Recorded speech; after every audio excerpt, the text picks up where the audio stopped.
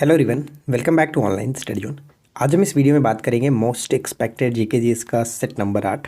और उम्मीद करते हैं कि इससे पहले कि आपने बाकी के 7 सेट्स को ज़रूर सॉल्व कर लिया होगा। नहीं भी देखें तो ज़रूर चेकआउट कर लीजिएगा। और मैं आपको बता दूं कि 1 से लेकर के 5 तक का हम एक मास्टर वीडियो बना देते हैं, यानी 1 से लेकर के 5 पार्ट तक के मिक्स कर देते हैं ताकि आप रिविजन्स भी कर सको। क्योंकि ये सभी क्वेश्चंस वैसे क्वेश्चंस हैं जो एग्जाम्स में डेफिनेटली देखने को मिलेगा, तो मैं नहीं चाहता हूँ कि आप इनको बिल्कुल भी भूलें। तो एक बार रिविजन्स भी ज़रूरी है। चलिए शुरू करते हैं।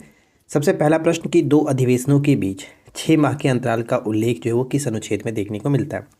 तो ये अनुच्छेद 85 के अंतर्गत देखने को मिलता है। राष्ट्रपति के द्वारा लोकसभा का भंग करना भी इसी अनुच्छेद के अंतर्गत देखने को मिलता है। महाभारत का फारसी में अनुवाद किसने करा था? बदायूनी ने कराया था। महाभारत का फारसी में अनुवाद जो कि बदायूनी ने कराया था। एहोल अभिलेख का संबंध किससे है? एहोल अभिलेख पुलकेशिन द्वितीय। पुलकेशिन द्वितीय आपको पता होगा कि हर्षवर्धन को पुलकेशिन द्वितीय ने हराया था नर्मदा नदी के किनारे।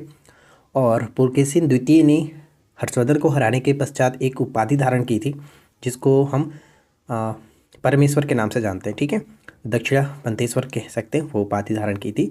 और पुलकेशिन द्वितीय को किसने हराया था? तो पल्लव शासक नरसिंह वर्मन प्रथम ने। नरसिंह वर्मन प्रथम ने हरा करके एक उपाधि धारण की थी जिसको वातापिकोड की उपाधि के नाम से जाना जाता है, वातापिकोड। अगला प्रश्न है कि ब्लू वाटर पॉलिसी को किसने अपनाया था? ब्लू वाटर पॉलिसी को किसने अपनाया था? फ्रांसिस्को डी अल्मेडा जो था उसने अपनाया था। Francisco de Almeida blue water policy को। इथोपिया की राजधानी क्या है? इथोपिया की राजधानी अदीस अबाबा, और यहाँ की जो मुद्रा होती है वो है बीर। यहाँ की मुद्रा बीर और इथोपिया इसकी राजधानी अदीस अबाबा। ठीक है, आगे देखते हैं।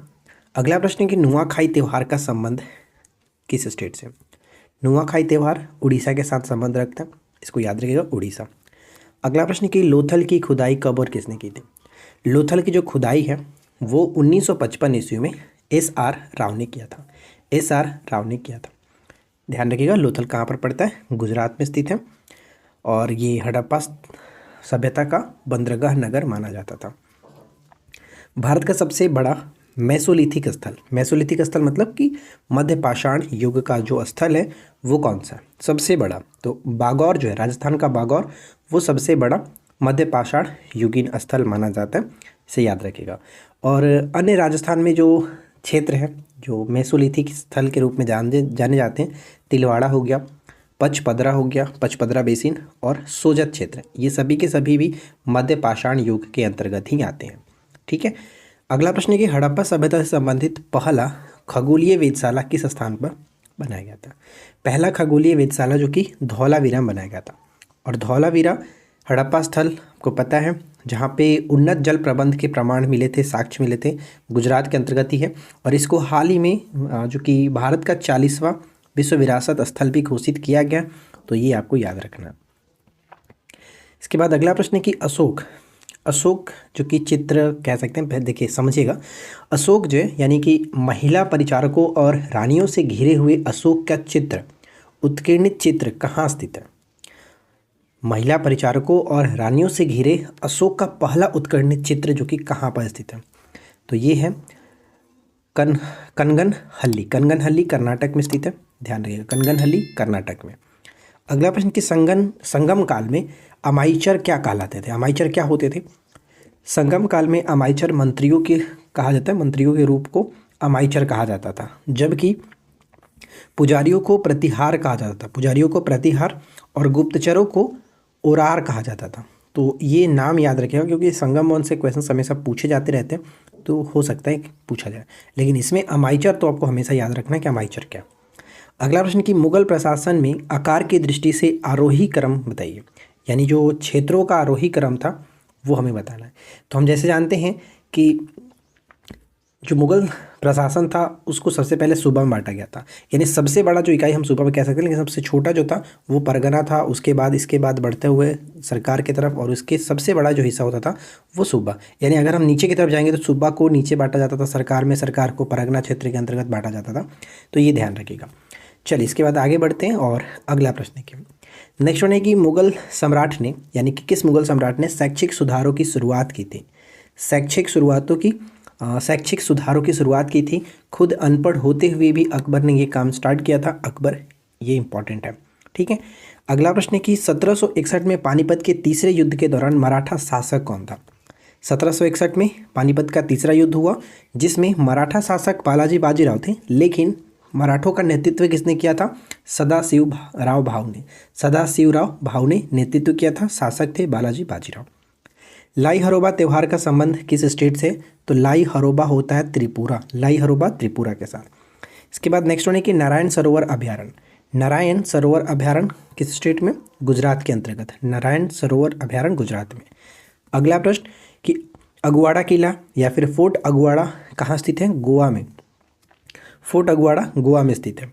नेक्स्ट क्वेश्चंस, कोरकू जनजाति। कोरकू जनजाति मध्य प्रदेश और महाराष्ट्र, मध्य प्रदेश और महाराष्ट्र के निकटवर्ती क्षेत्रों में पाई जाती हैं कोरकू जनजाति।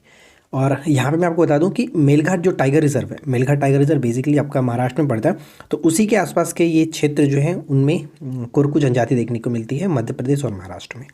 नेक्स्ट वन, राष्ट्रपति का उच्चतम न्यायालय से जो सलाह है, सुप्रीम कोर्ट से जो सलाह है, वो किस अनुच्छेद के अंतर्गत है? अनुच्छेद 143। अनुच्छेद 143। वीडियो अगर आपको पसंद आ रहा है तो प्लीज़ वीडियो को लाइक एंड शेयर जरूर कर दीजिएगा। चलिए नेक्स्ट वन क्वेश्चन क्या कह रहा है कि पट्टचित्र पारंपरिक पेंटिंग, पट्टचित्र पारंपरिक पेंटिंग का संबंध किस स्टेट से? तो इसका सही संबंध हो जाएगा उड़ीसा के साथ। यानी पट्टचित्र पारंपरिक पेंटिंग का संबंध उड़ीसा को होता है। जैसे बनी ठन्नी जो है वो बिहार के साथ संबंधित होता है। मधुबनी जो चित्रकला है वो बिहार के साथ संबंधित है। जो बन्नी ठन्नी मैंने आपको बताया वो बिहार के किशनगंज के साथ संबंधित स्पेशल, वो ध्यान रखिएगा। चलिए इसके बाद नेक्स्ट क्वेश्चन है कि मीमांसा, मीमांसा का संबंध ऋषि जैमिनी, ऋषि जैमिनी, मीमांसा ऋषि जैमिनी। ठीक है। लाहौर किला और इलाहाबाद किला का निर्माण किसने कराया था? लाहौर किला और इलाहाबाद किला का निर्माण अकबर ने कराया था। ये इंपॉर्टेंट रहेगा, अकबर ने कराया था। इसके बाद अगला प्रश्न कि इंडिगो विद्रोह के नेता कौन थे? इंडिगो विद्रोह मतलब कि नील विद्रोह जो हुआ था 1859-60 में, 1857 की क्रांति के जस्ट बाद। तो इंडिगो विद्रोह के जो नेता थे दिगंबर विश्वास और साथ ही साथ विष्णुचरण विश्वास। ये दो नाम आपको याद रखना है, दिगंबर विश्वास, विष्णुचरण विश्वास। ये स्टार्ट हुआ था मार्च 1859 में, मार्च 1859 में, इंपॉर्टेंट रहेगा। ठीक है। हरिश्चंद्र मुखर्जी आपको पता है हिंदू पेट्रियाट, जो कि नील विद्रोह के काफ़ी समर्थक, तो हिंदू पेट्रियाट हरिश्चंद्र मुखर्जी।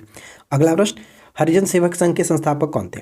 हरिजन सेवक संघ के संस्थापक थे महात्मा गांधी। हरिजन सेवक संघ महात्मा गांधी। 1922 के सरबंदी अभियान का उद्देश्य क्या? यानी सरबंदी अभियान कब स्टार्ट किया था? 1922 में। इसका मुख्य उद्देश्य था किसानों द्वारा कोई कर भुगतान नहीं, किसानों द्वारा कोई कर भुगतान नहीं, ये याद रखना है। ठीक है। चलिए इसके बाद अगला प्रश्न क्या कह रहा है कि किसने सरदार पटेल को नए भारत का निर्माता और समकक्ष कहा था? यानी कि बेसिकली मैं आपको बता दूं कि जवाहरलाल नेहरू ने, यहाँ पे राइट आंसर हो जाएगा जवाहरलाल नेहरू ने सरदार वल्लभ भाई पटेल की श्रद्धांजलि देते हुए, सरदार वल्लभ भाई पटेल को श्रद्धांजलि देते हुए उन्होंने कहा था कि नए भारत के निर्माता और समकक्ष है। ठीक है। तो सरदार वल्लभ भाई पटेल को जवाहरलाल नेहरू ने ये बात कही थी। अगला प्रश्न कि आज़ादी से पहले का आखिरी सत्र हुआ था? आज़ादी से पहले का आखिरी जो सत्र था 1946 में मेरठ में हुआ था, जिसकी अध्यक्षता किसने की थी? जेबी कृपलानी, जेबी कृपलानी। नीरा वैली नेशनल पार्क कहाँ स्थित है? नीरा वैली नेशनल पार्क, जो कि लाल पांडा जो है इनको संरक्षित क्षेत्र ये माना गया, पश्चिम बंगाल के अंतर्गत देखने को मिलता है। ठीक है, पश्चिम बंगाल। बुक्सा टाइगर रिजर्व मैं आपको बता चुका हूँ पहले भी, ध्यान रखिएगा, इंपॉर्टेंट है, बार बार पूछा जाता है। इसके बाद अगला प्रश्न है कि कन्नन देवन पहाड़ियाँ, कन्नन देवन पहाड़ियाँ कहाँ स्थित है? केरल में। कन्नन देवन पहाड़ियाँ केरल में। एर्नाकुलम जो एक नेशनल पार्क है वो केरल के अंतर्गत इन्हीं पहाड़ियों में स्थित है, उसको याद रखिएगा। भारत में बजट की प्रणाली शुरू की गई थी। भारत में बजट प्रणाली शुरुआत की गई थी किसके समय में? तो कैनिंग के समय में, कैनिंग के समय में। पहला बजट किसने पेश किया? तो जेम्स विल्सन ने पेश किया था 7 अप्रैल 1860 को, 7 अप्रैल 1860 को। 7 अप्रैल को मैं आपको पहले ही बताया था क्या होता है, तो कमेंट करके बताइए कि 7 अप्रैल को कौन सा दिवस मनाया जाता है। और ध्यान दीजिएगा, भारत में बजटीय प्रणाली के जनक के रूप में माना जाता है जेम्स विल्सन को। ये क्वेश्चन इंपॉर्टेंट रहेगा। अगला प्रश्न है कि घुड़ला महोत्सव, घुड़ला महोत्सव का संबंध किस स्टेट से? घुड़ला महोत्सव राजस्थान के साथ होगा, घुड़ला महोत्सव राजस्थान के साथ। अगला प्रश्न है कि दामिनी को किस विद्रोह से संबंधित है? दामिनी को जो है वो संथाल विद्रोह से संबंधित है, यानी संथाल विद्रोह से जो भी प्रभावित क्षेत्र हैं उनको मिलाकर के कहा जाता है दामिनी को। और ध्यान रखिएगा, संथाल विद्रोह जो हुआ था वो 30 जून था ना, 30 जून 1855, 30 जून 1855 को हुआ था। ये चीज़ याद रखिएगा। इसके बाद हमारा नेक्स्ट क्वेश्चन है कि मध्यकाल में उलूक क्या होता था। मध्यकाल में उलूक अश्व डाक व्यवस्था, अश्व डाक व्यवस्था को उलूक कहा जाता था। और मध्यकाल में डाक व्यवस्था के बारे में जो अधिकतर जानकारी मिलती है वो किससे मिलता है, तो इब्न बतूता के द्वारा जो लिखित है रहला, उसके द्वारा। ठीक है, इब्न बतूता की रहला से। अगला प्रश्न कि सिनाई प्रायद्वीप कहाँ स्थित है। सिनाई प्रायद्वीप जो है वो मिस्र के अंतर्गत देखने को मिलता है। मिस्र की राजधानी काहिरा। सिनाई प्रायद्वीप मिस्र में। संगाई महोत्सव, संगाई महोत्सव मणिपुर, संगाई महोत्सव मणिपुर, याद रखिएगा। लोकसभा स्पीकर को उसके पद से हटाया जा सकता है। लोकसभा स्पीकर को उसके पद से हटाया जा सकता है सदन के सभी सदस्यों के बहुमत द्वारा प्रस्ताव पारित करके। सदन के सभी सदस्यों के बहुमत द्वारा प्रस्ताव पारित करके लोकसभा के स्पीकर को हटाया जा सकता है। नोटर डैम का गिरजाघर कहाँ स्थित है। नोटर डैम का गिरजाघर जो कि पेरिस में स्थित है। रत्नावली और प्रियदर्शिका, रत्नावली और प्रियदर्शिका एक होता है नागानंद, किसके द्वारा रचित है, तो हर्षवर्धन के द्वारा ये रचित है। इसको याद रखिएगा, हर्षवर्धन के द्वारा रचित है। चलिए इसके बाद अगला प्रश्न है, ऐरावतेश्वर मंदिर किस राजवंश के शासनकाल में निर्मित था। ऐरावतेश्वर मंदिर तमिलनाडु में स्थित है। ऐरावतेश्वर ये चोल वंश के समय में ये निर्मित किया गया था, ऐरावतेश्वर मंदिर। शीतकालीन मानसून की दिशा क्या होती है। शीतकालीन मानसून की दिशा उत्तर पूर्व से दक्षिण पश्चिम की तरफ, उत्तर पूर्व से दक्षिण पश्चिम की तरफ शीतकालीन मानसून की दिशा होती है। जजिया कर को बाबर ने कब समाप्त किया। सॉरी, यहाँ पे बाबर नहीं अकबर होगा यार, पता नहीं कैसे मैंने लिख दिया। जजिया कर को अकबर ने कब समाप्त किया, तो जजिया कर को अकबर ने समाप्त किया था 1564 में। इससे पहले इन्होंने 1563 में तीर्थकर को समाप्त किया था, वो भी इंपॉर्टेंट रहेगा, ध्यान रखिएगा। जीएसटी क्या है, तो जीएसटी एक प्रकार का अप्रत्यक्ष कर है, बहुत पहले भी हमने डिस्कस किया था, और ये 1 जुलाई 2017 से लागू हो चुका है। 1 जुलाई 2017 से लागू है जीएसटी। लास्ट क्वेश्चन, आत्मसम्मान आंदोलन शुरू किया गया।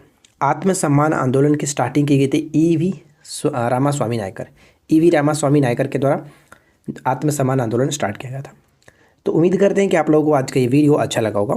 वीडियो कैसा लगा नीचे कमेंट करके बताइए। जो क्वेश्चंस मैंने पूछा उसका राइट आंसर नीचे कमेंट करिए। और वीडियो अगर आपको पसंद आया हो तो प्लीज़ इस वीडियो को अपने फ्रेंड के साथ अपने ग्रुप्स में शेयर जरूर कर दीजिएगा। चैनल पे पहली बार है तो सब्सक्राइब करके नोटिफिकेशन बेल आइकन को ऑल पे सेट करिए। ये पीडीएफ आपको टेलीग्राम पर डाल दिया जाता है, तो टेलीग्राम ज्वाइन करके रखिए। टेलीग्राम पर पीडीएफ आपको इससे पहले वाले सेट के भी मिल जाएंगे। ठीक है, तो मिलते हैं हम लोग इसी प्रकार के किसी और वीडियो में नेक्स्ट टॉपिक के साथ। Thanks for watching, keep learning, have a good day.